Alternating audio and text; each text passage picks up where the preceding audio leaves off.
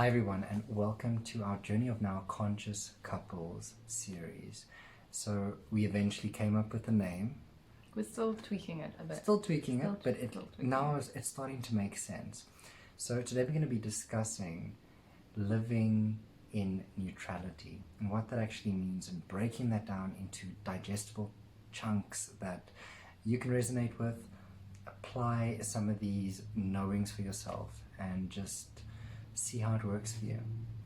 You know, even in that, which you said itself sounds really complex. It's really just, if you strip it back to like what it essentially is, it's just non-judgment and being very, it's not this thing of good or bad, right versus wrong. It's really having no judgment about the situation that's presenting itself in your life, the person that's coming to your life, the actions that you've taken.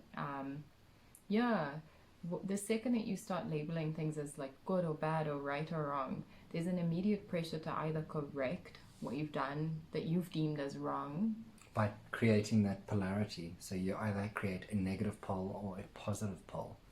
So with what you're also saying, another way of looking at it is allowing things to unravel as they are. The minute you give that label, you limit the expression of that action, that event that is transpiring before your eyes. Yeah, I mean, even with like people, like let's say someone just comes into you, like someone that you haven't seen in a while, and it's someone from your past that used to be really judgy towards you, and you used to judge them or whatever else, and now you've done all this work, blah blah blah, but now it's really easy to step into patterns again, and then afterwards judging yourself for how you've judged the other person or something simple like that. But what you are robbing yourself of is like the chance of having a beautiful exchange with that person and just being open to them. And that's something that I've really had to work on myself. It's just not putting pressure on yourself to always be good, always do the right thing. Everything just is, and everything is needed for your journey to unfold the way that it should.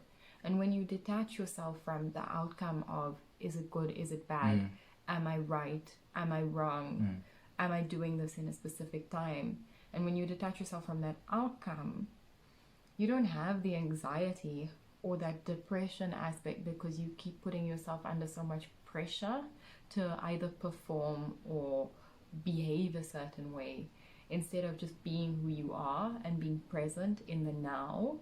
And so by actually not judging, you allow the transition of yourself just being in the now to be a lot easier and to feel a lot more organic than having to worry about something in the future or something in the past.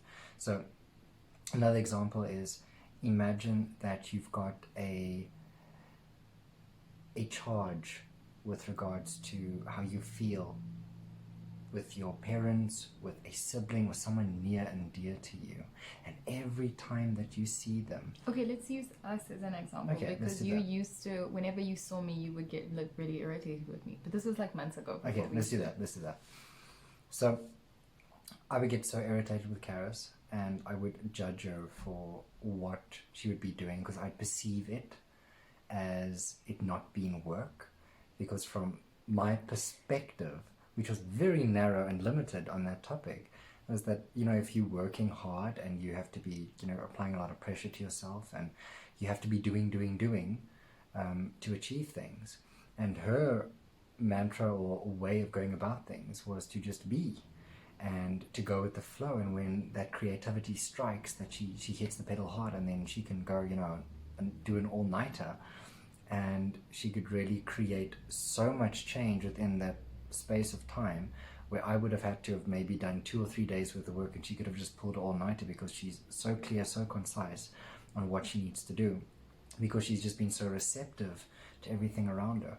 And because I passed so much judgment and I limited my trail of thought, and I got stuck up in that pattern, firstly, I created tension between us. Secondly, there was this expectation that I had over her head. She's not meeting my standards. So your ego gets brought in when you're doing judgment. You're also bringing yourself into a completely different space where you could have just observed and just gone with the flow. Now you're limiting your own expression because there's an expectation on how you should be and how other people should be.